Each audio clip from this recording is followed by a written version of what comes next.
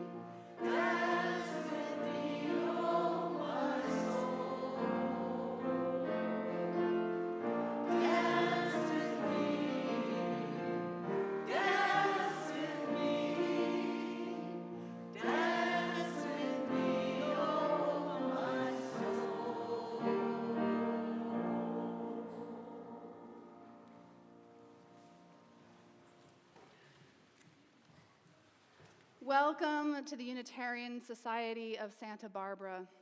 Welcome into this loving community of seekers where we strive to live with integrity, nurture wonder, and inspire the actions that transform us and transform the world. Welcome whether you are here in our physical sanctuary, whether you're joining us in our online sanctuary, wherever you find yourself this morning, body or spirit, you are welcome here. I'm the Reverend Julia Hamilton. My pronouns are she, her. It is nice to be back amongst you after a few weeks away. And I just want to say a huge thank you to everyone who kept summer services rolling while I was gone, overcoming some technical hurdles, but generally keeping the community alive and vibrant. Thank you to our staff and our worship arts team and our musicians for keeping this summer going.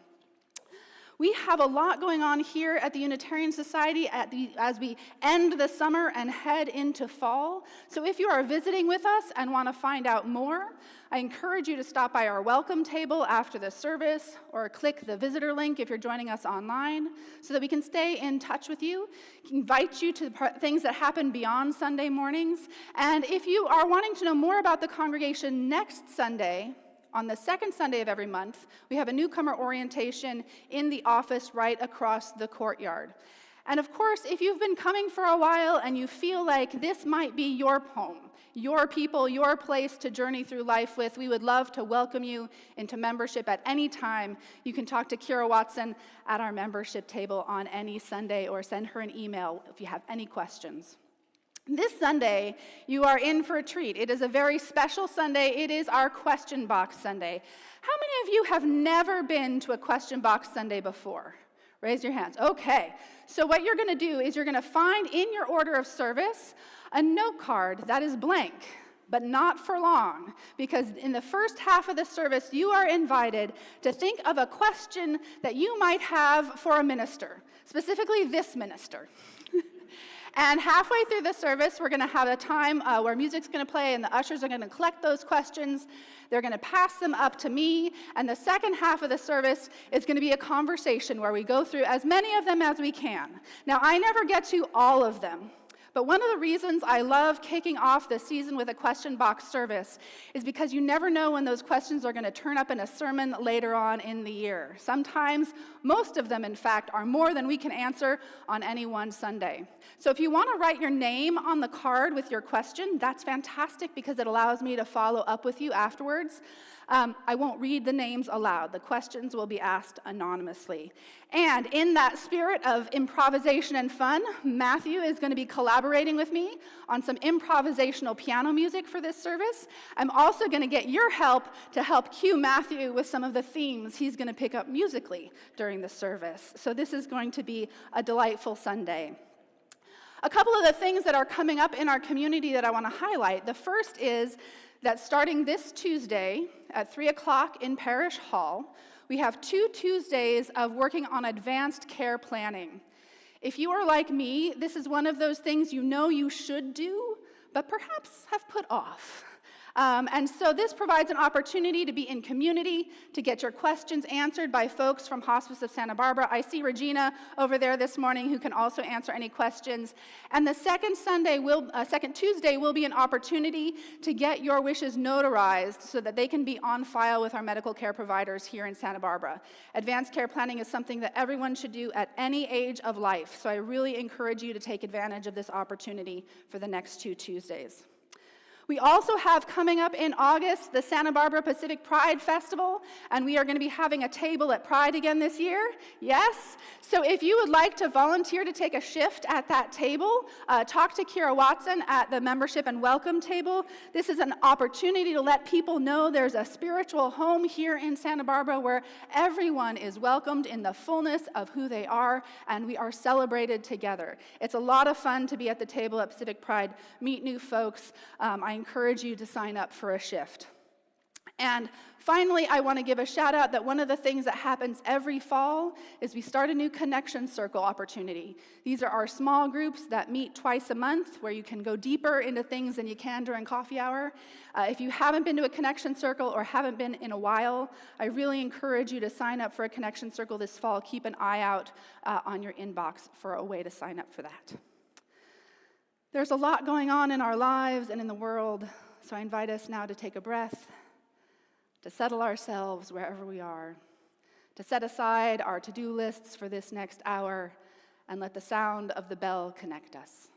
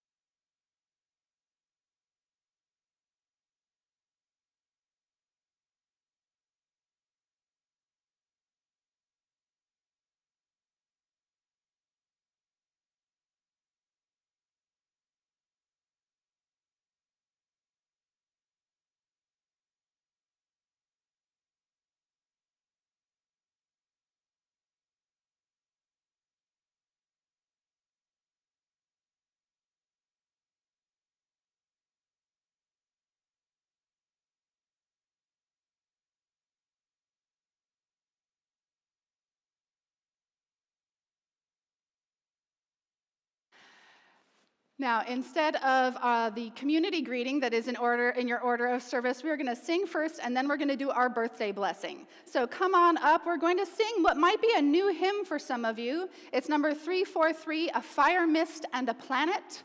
And then we're going to sing the first 3 verses. Please rise in body and spirit.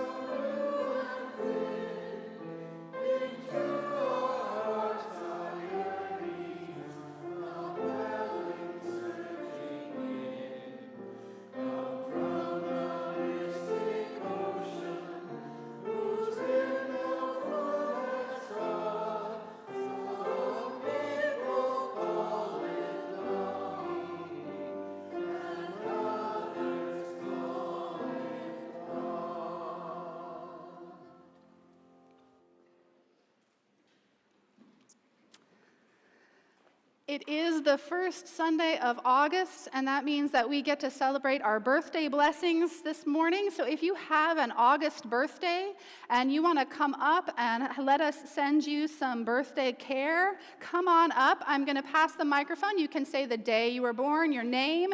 If you want to tell us how old you are, that's always optional. And we get a birthday star from Charla. And if you're joining us online and want to log into the chat and type in your birthday or the birthday of someone you're celebrating, we can celebrate you there too. So come on up, August birthday babies here. And I'll start with you, Deb.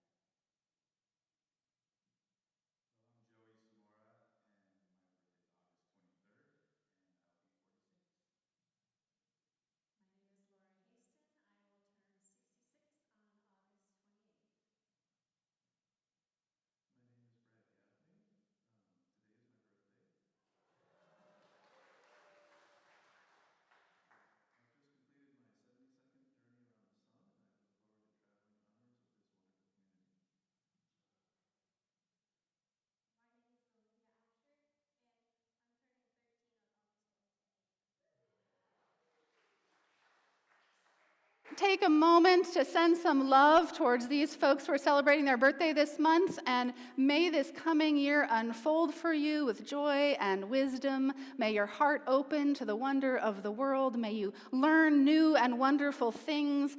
May you have friends to laugh with you in the good times and cry with you in the hard times. The world is a richer place because you are in it. Happy birthday. You may be seated.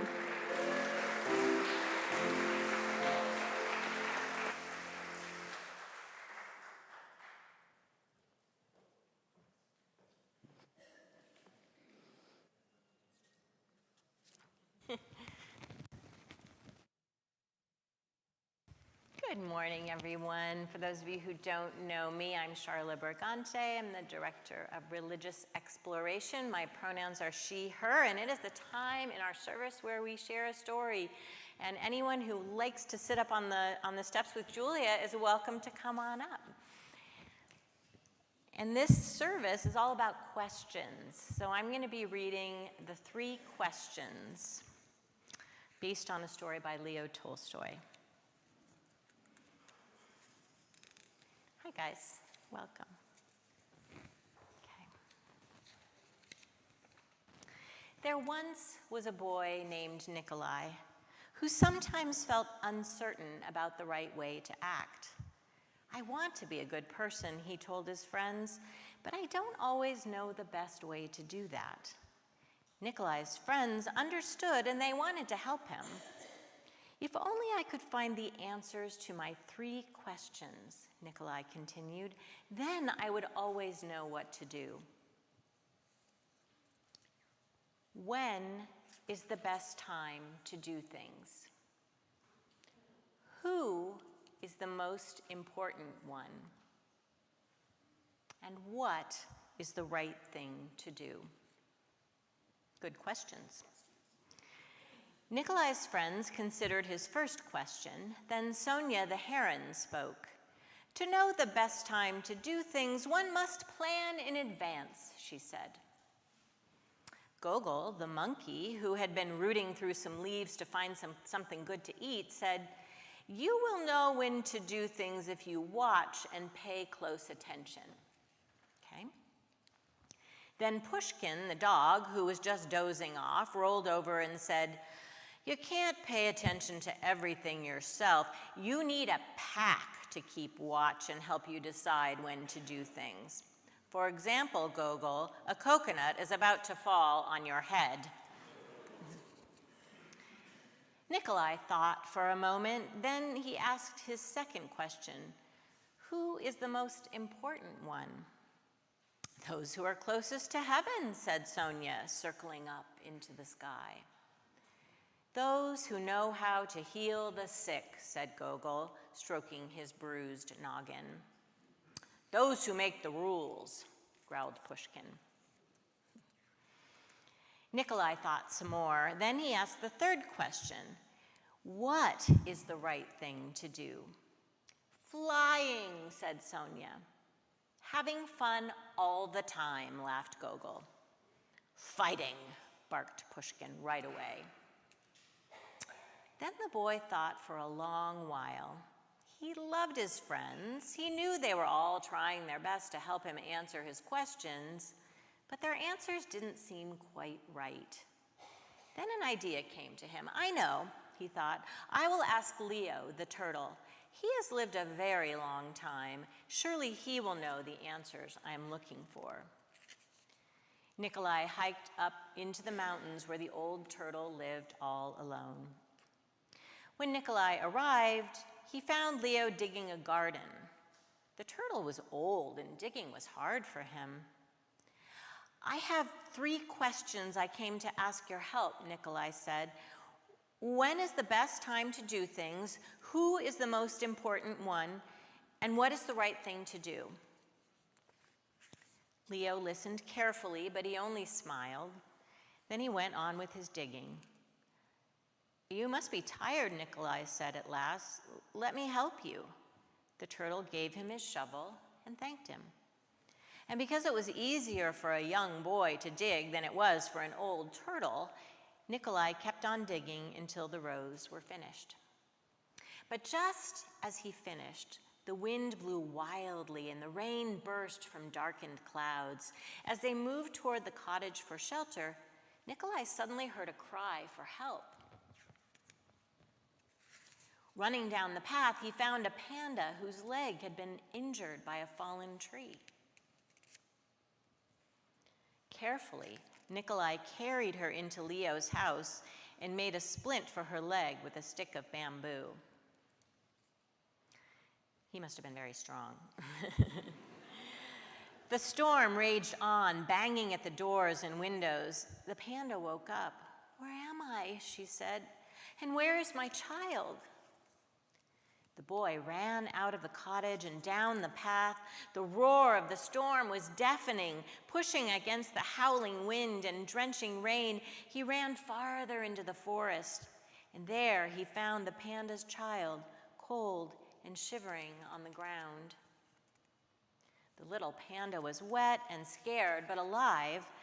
Nikolai carried her inside and made her warm and dry. Then he laid her in her mother's arms. Leo smiled when he saw what the boy had done. The next morning, the sun was warm, birds sang, and all was well with the world. The panda's leg was healing nicely, and she thanked Nikolai for saving her and her baby from the storm. At that moment, Sonia, Gogol, and Pushkin arrived to make sure everyone was all right. Nikolai felt great peace within himself. He had wonderful friends, and he had saved the panda and her child. But he also felt disappointed. He still had not found the answers to his 3 questions, so he asked Leo once more. The old turtle looked at the boy. "But your questions have been answered," he said. "They have?" asked the boy. "Yesterday, if you had not stayed to help me dig my garden, you wouldn't have heard the panda's cries for help in the storm. Therefore, the most important time was the time you spent digging in the garden. The most important one at that moment was me, and the most important thing to do was to help me with my garden. Later, when you found the injured panda, the most important time was the time you spent mending her leg and saving her child. The most important ones were the panda and her baby. And the most important thing to do was to take care of them and make them safe. Remember then that there is only one important time, and that time is now. The most important one is always the one you are with. And the most important thing is to do for the one who is standing at your side. For these, my dear boy, are the answers to what is most important in the world. This is why we are here." And that is our time for all ages this morning. If there are any children hiding out back there, you can come with me.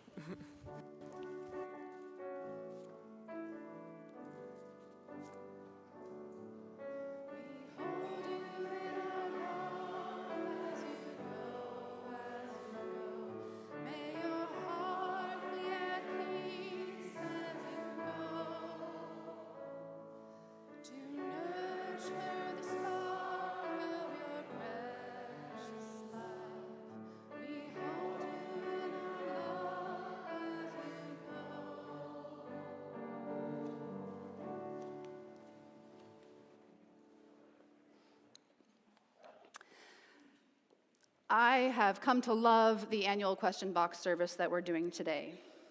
Many ministers do a variation of this service. We all have our own way to approach it. And I love it because it gives me a glimpse into what is in your minds and hearts right now, as our story said, what you are grappling with right now. And of course, if we hold this service a week from now or 2 weeks from now, I would get different questions. I have a lot of one-on-one questions with folks in this congregation, but rarely do I have an opportunity to explore these together as a community.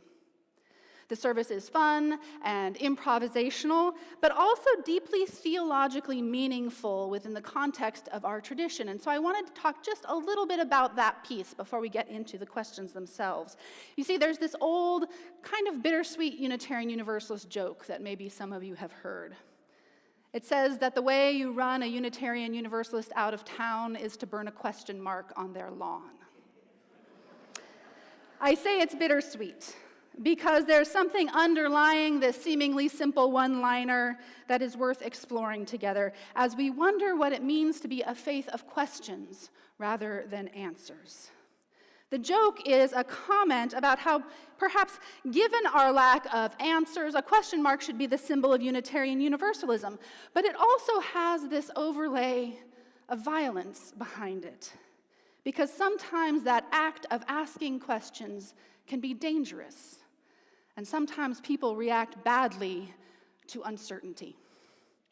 The joke is a reference, of course, to cross burnings, this tool used to instill fear and threaten people into submission, to enforce white supremacy and Christian nationalism. Unitarians and Universalists, this joke reminds us, have been in the past run out of town for asking too many questions, for challenging the accepted order of things, for wondering if there's another, better way to live in community.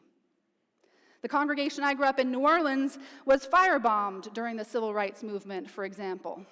This congregation has our Black Lives Matter banner behind glass because we had to replace it 3 times after vandalism destroyed it when it was hung on the wall facing the street. We live in precarious times. And although this service can be fun and lighthearted, I also am reminded that our emergency preparedness plan doesn't just include fire and earthquake, but also lockdown and de-escalation tactics. Our theology leans into the unknown, and leaning into the unknown is not just about inspiring awe. It is also about being able to grapple with our fears and our wonderings, to grapple with uncertainty and the unknown.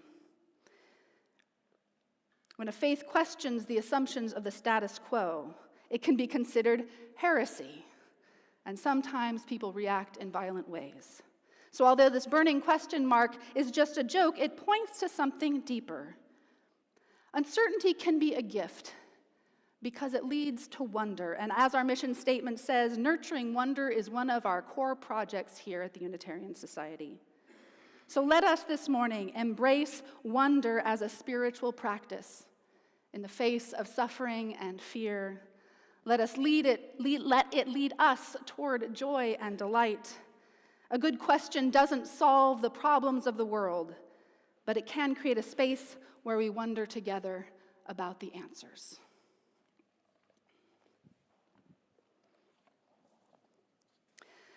Every Sunday at the Unitarian Society, our practice is to add butterflies to our monarch branch, representing those in our community who have been taken by ICE from our streets.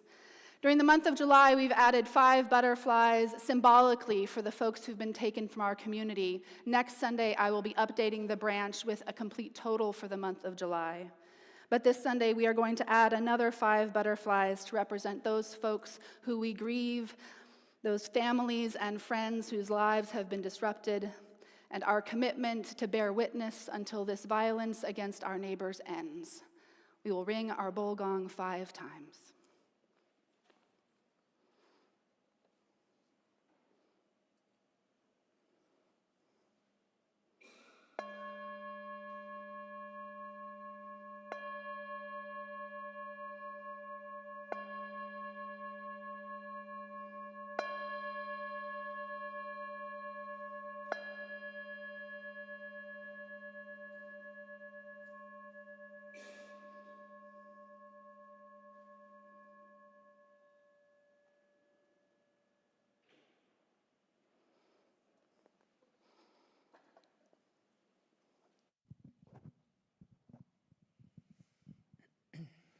Good morning again. As you may know, I'm Justine, your friendly neighborhood pagan. My pronouns are she, her. And today I wish you a blessed Lunasa. In the spirit of school starting in a little while now, a couple weeks, I have a pop quiz for you. Multiple choice, of course. Which of these is true about Lunasa? A, it's spelled very strangely. B, it's the most mysterious of the pagan holidays because there's no corresponding holiday on our modern calendars. C, it's the first of 3 harvest festivals and the beginning of fall. Or D, all of the above. Who thinks it's D, all of the above? Very good. Everybody gets a gold star. So it's all of these. Most importantly, it's the first of 3 harvest festivals of the year and the beginning of fall. So this is a time to sit back, enjoy the fruits of this first harvest, and to enjoy celebrating with the community, the friends and neighbors we planted and harvested with. I'd like to share a meditation on Lunasa by Karen L. Culpepper, which which is in a smaller print, so I need my glasses.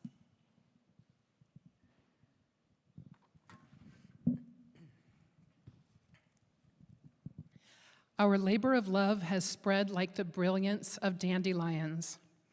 Our deep commitment to our individual healing and collective magic has us gathering in the spirit of abundance.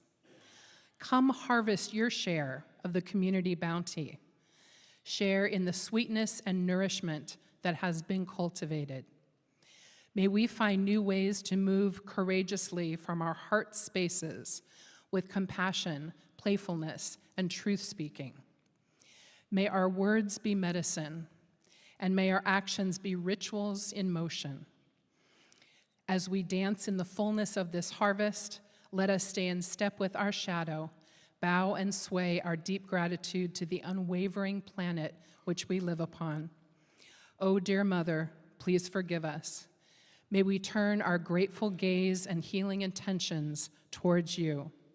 You are our source of rhythm and sustenance, and your offerings remain resolute.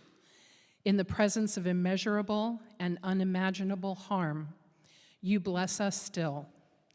Thank you for your tolerance and deep grace. May we be guided to honorable and more sustainable ways to be in right relationship with you and with each other. Blessed be.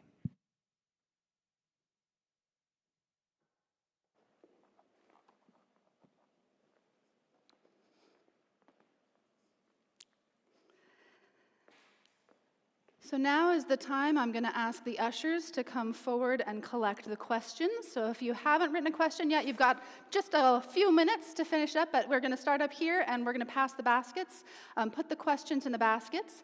And while we do that, and if you want to drop your pencil in the basket too, that would be great so we can reuse those.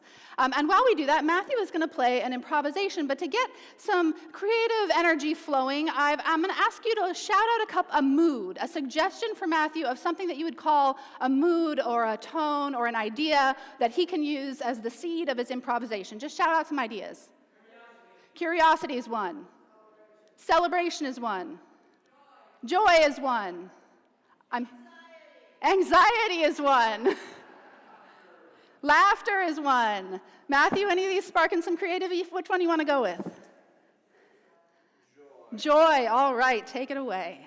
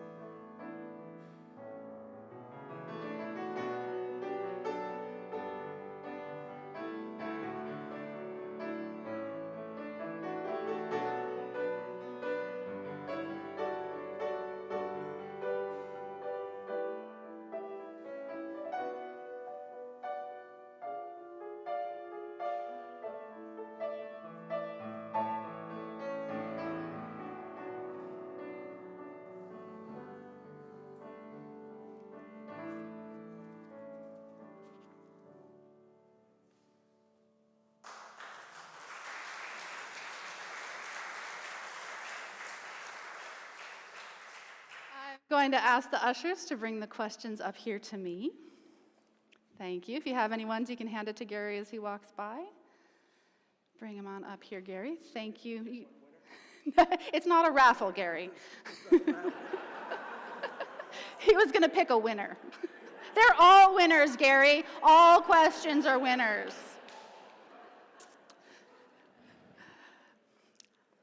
I'd like to read you a short poem before we do our offertory. Questions Before Dark by Jean Lohman.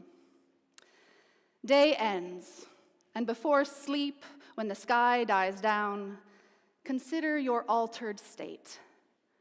Are the corners sharper or rounded off? Did you live with death? Make decisions that quieted. Find one clear word that fit. At the sun's midpoint, did you notice a pitch of absence, bewilderment that invites the possible?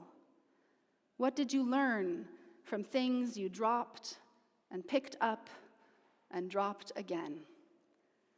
Did you set a straw parallel to the river? Let the flow carry you downstream.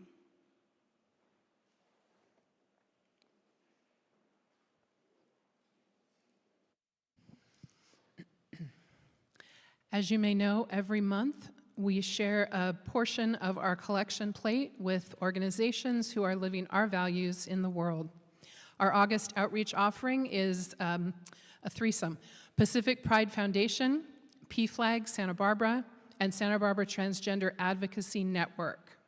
As we look ahead to the Pacific Pride Festival on August 22nd, the August outreach offering supports our local LGBTQ+ partners, including Pacific Pride Foundation, PPF, PFLAG, and Santa Barbara Transgender Advocacy Network, SBTAN.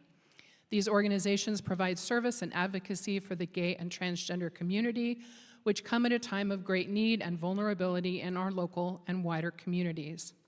You can read more about these organizations in your order of service. Please join me now in our affirmation of gratitude and giving on the screen and in your order of service. Let us be grateful when we are able to give, for many do not have that privilege. Let us be grateful for those who share their gifts with us, for we are enriched by their giving. And let us be grateful even for our needs, so that we may learn from the generosity of others.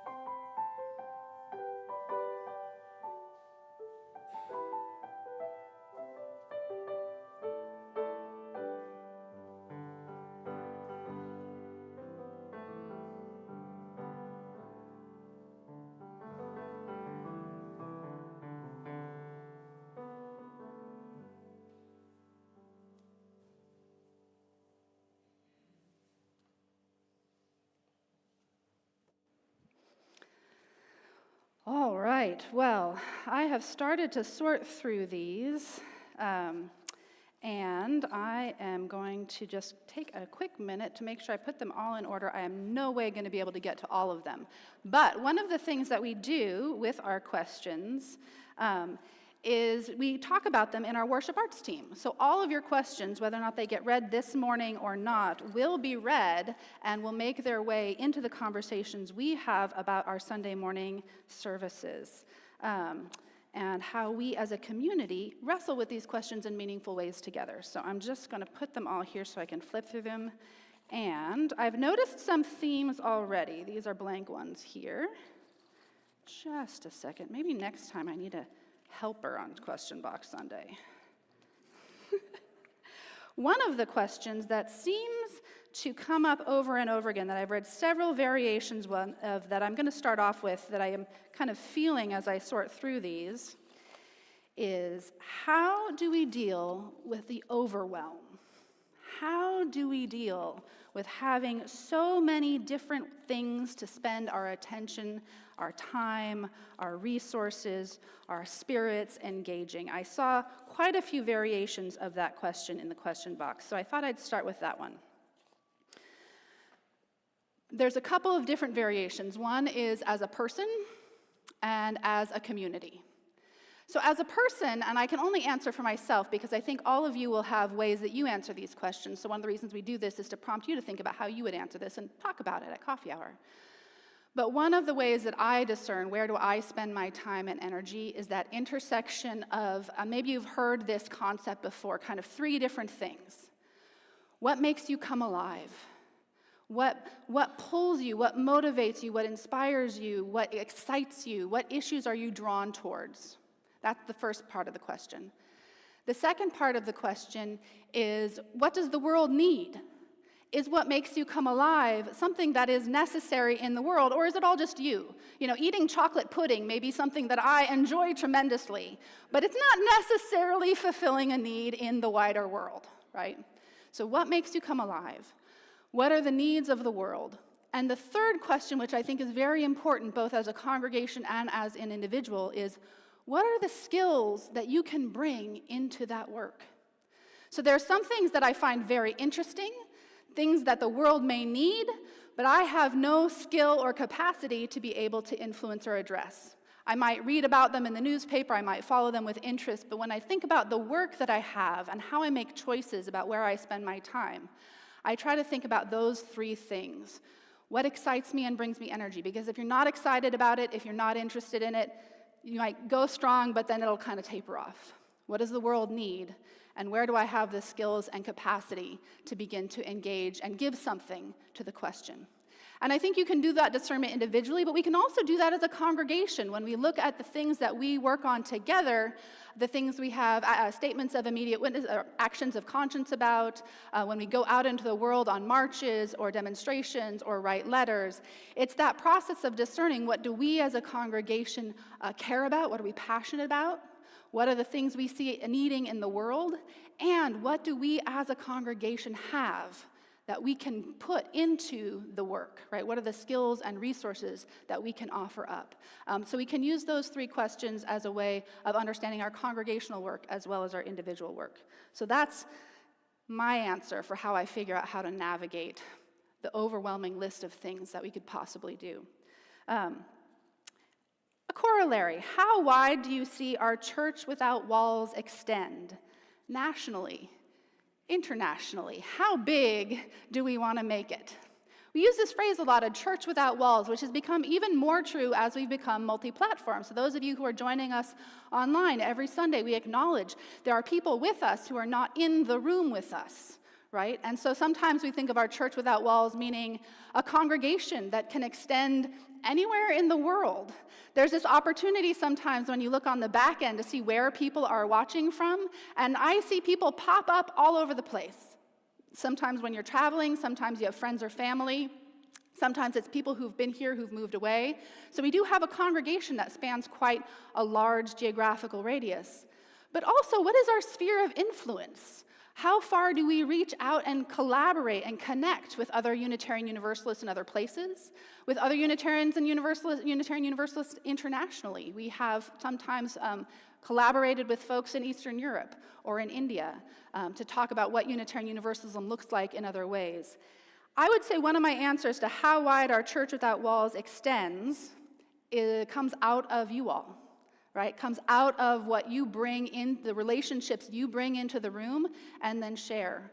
All of us have experiences and relationships that we can bring to this work together, and when you bring those relationships in, all of us are enriched by being able to expand that bubble that we do sometimes when our compassion meditation, when we extend compassion out into the world. That's kind of what I imagine the Church Without Walls, until it becomes so large, the edges get fuzzy, and those borders that we think are so hard and fast start to blur, and it becomes a truly wide open faith. That's my hope for our Church Without Walls.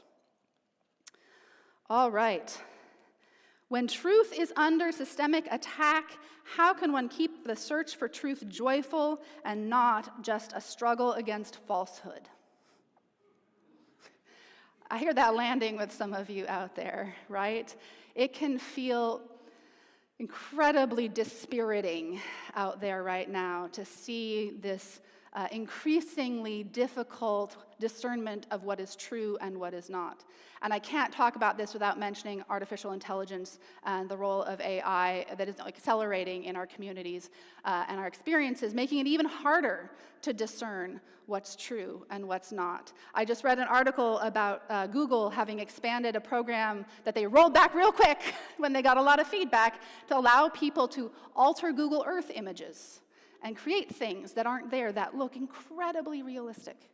And this tool that has been used by news agencies and organizations around the world for reporting what the world is was under attack because anybody could make anything look real. And they quickly rolled that back after, I think, probably just less than 24 hours because of concerns about how it might be used. But how do we keep it joyful instead of just getting weighed down? One of the things that I think about truth is that if it's true, it's not destructible. In that we are here maybe to explore, amplify, lift up, pursue, understand, but there is something larger than ourselves at work in the world. The world itself is true. And so I find joy and I find strength. And when I start to get too far out into the theoretical, to ground myself in what I consider the real, ground myself in experience, ground myself in real relationships with folks. Eat something, taste it, observe something, go out into nature and see it, ground yourself in what you know to be true and real, and that helps kind of pull me back from that brink of existential dread when I consider the way the truth is under attack. And then we just have to keep on keeping on sharing what we know to be true and believe that there's a pendulum in human society, and we are in a moment, and it won't be this way forever. That's the other thing that I know to be true, is that change happens and it is inevitable. And what we are experiencing now is not the end of the story. Here's just kind of a question about Unitarian Universalism. What is a non-denominational congregation, and is USSB a non-denominational congregation? When I hear the phrase non-denominational used, usually it means a specific type of Christianity. A non-denominational Christian church is a term for a specific, usually fairly conservative slice of Christianity. So no, I would not call Unitarian Universalism or the Unitarian Society a non-denominational church, because it would imply that we are part of that non-denominational Christian movement. We are a denomination, meaning that we are a religious tradition of our own, but it is not non-denominational in the way most people use that phrase. All right, here's a hard one. ICE agents are president, Christian nationalists. How do you hold them in our hearts and remember their inherent dignity? Whew. Right? Part of our religious tradition, part of what we affirm is the inherent worth and dignity of all people, right? That's a stretch some days, and I'm going to take a sip of water. That is one of the biggest spiritual challenges I encounter in meditation practices, in compassion practices, holding compassion for people who are doing terrible things and hurting people. And I have to, it's a discipline, and it's not easy. And if you don't succeed every single time, it's okay. You're not a bad Unitarian Universalist, and you won't get kicked out. Right? That's why it's a practice, not a perfection. We don't do spiritual perfection, we do spiritual practices. And this is a practice.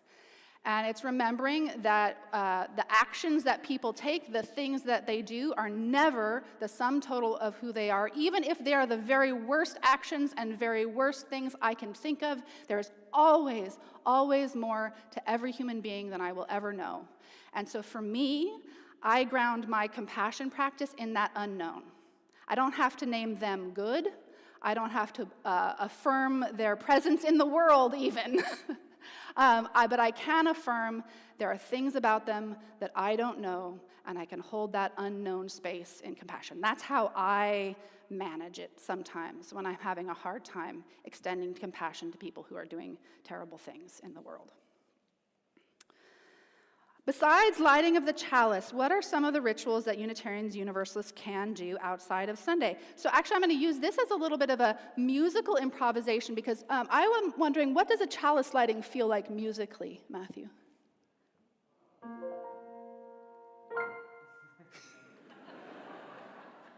Right? What are little things that we can do to add that into our lives as Unitarian Universalists? Of course, you can light a chalice anytime outside of Sunday morning if you have one at home. Sometimes I use it before I start writing. I use it to center myself. You can do it before dinner time. You can do it before any sort of special celebrations. Chalice lightings are very flexible. But we don't have a whole lot of non-Sunday morning Unitarian Universalist traditions. Our traditions emerged out of a pretty fierce desire to separate ourselves from ritual for a long time. And it's only been later in the 20th century that Unitarian Universalism kind of started to dip its toes back into the ritual world. For a long time, we had such a strong critique of empty ritual. We worked so hard to shift away from things like communion, for example, that happened every Sunday back in the 1800s and 1700s. Unitarians and Universalists kind of tried to say, hey, we're not here to just repeat the same actions over and over again that don't have any meaning for us. We're going to stop doing that. We're just going to talk a lot, right? And maybe sing sometimes. And then after a few decades of doing that, people started to feel a spiritual hole in our services and started to pull ritual back into our lives, started to sing more, started lighting a chalice, which was a ritual adopted by congregations organically. And people have had longing for more of these ritual things. And I know some of you have rituals. Gratitude journals, for example, in the morning might be a ritual that you have. Some people use our benediction. In another congregation I served, they would use the benediction that we say at the end of every service, the first thing they said every morning, right? May the light of love shine upon me, when they opened their eyes and saw the light of the day. That was the way they greeted the day. So I think one of the things about Unitarian Universalism is, and I would encourage you to explore this, is look at your own life and look at the little rituals you have created in your life that help sustain you, that give you a breath, that help settle you. And then maybe talk about them with each other. This fall, Charlotte Brigante is in our adult religious exploration class, is going to be offering some opportunities to engage in spiritual practice. So I encourage you to take a look at those lunch and learns that are coming up this fall if you're interested in cultivating something beyond Sunday morning that might be a ritual. One of the things I like about ritual, and I'll probably do a whole service about ritual, so I'm going to save it. All right. Here's a good one. When we die, our physical bodies break down to dust, but our energy can't be destroyed. Would our energy be considered our souls? But, yeah, do you want to play something on that, Matthew?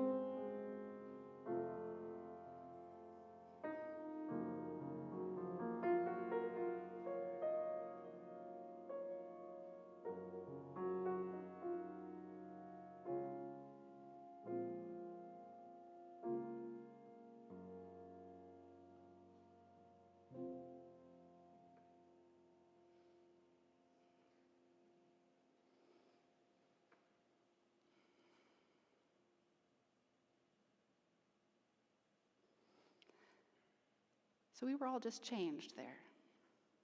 That change can never go away.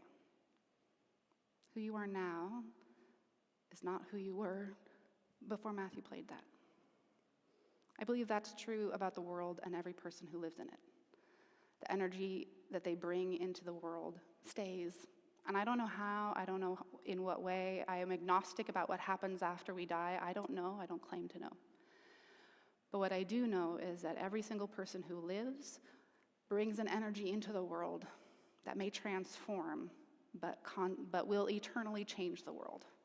And that's how I approach it. You may have your own answer.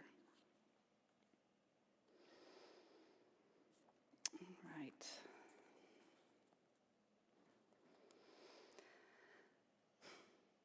How can you help someone who needs help but who is difficult to deal with? How many of you have found yourself in that situation? Someone who needs help but makes it so hard to help them, right? Sometimes it happens within the congregation when we care for each other. Sometimes it happens with family members, with parents, with siblings, with children, with friends. How do you do it? I think some of this, for me, and this is when I talk with our pastoral care team, is about acknowledging the other person's agency and that you can extend help, but helping is always a partnership, always a partnership. And so you can't beat yourself up too much if the person to which you are trying to extend help says no. I don't need your help, I'm fine, I'm independent, or whatever it is. I don't need to eat my vegetables, whatever it is that you're trying to extend a helpful support around. If they say no, sometimes when somebody is experiencing a life that's out of control, a medical situation they don't have any agency over, they can't tell other things no, they can't tell their illness no, they can't tell their doctors no, but they can tell you no. And so allowing them to be a partner, allowing them to have agency, even if you completely disagree with what they do or say, it can be a little bit of a gift by helping them feel like they have control over something. And so take those no's when somebody is going through a hard time, take those no's as part of the grace of human relationship. Try not to beat yourself up over not being able to accomplish what you think needs to accomplish. And the second thing is take breaks and work in a team. If you can get a team of people together so that each of you can support each other and take breaks around it, then that helps sustain these relationships over hard time. It's hard to help folks who don't want to be helped. And I think we have time for one more, and then we are going to sing again. Let me see here. I'm going to close with this one. Will we be okay? Yes.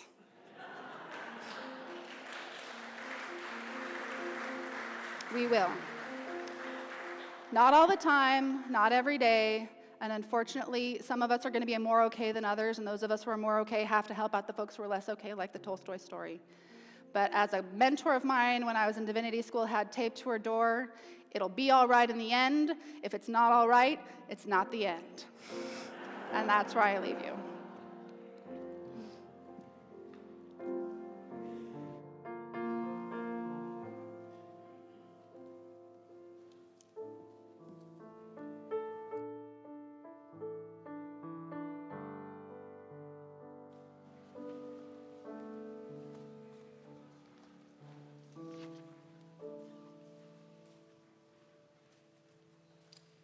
We are going to close with a lovely song called Color and Fragrance.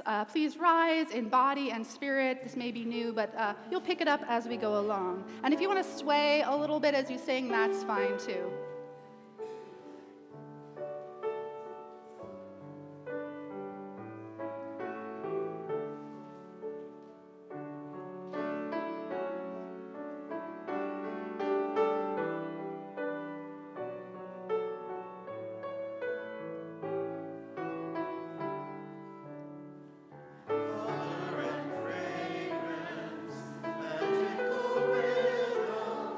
Sweet changing beauty.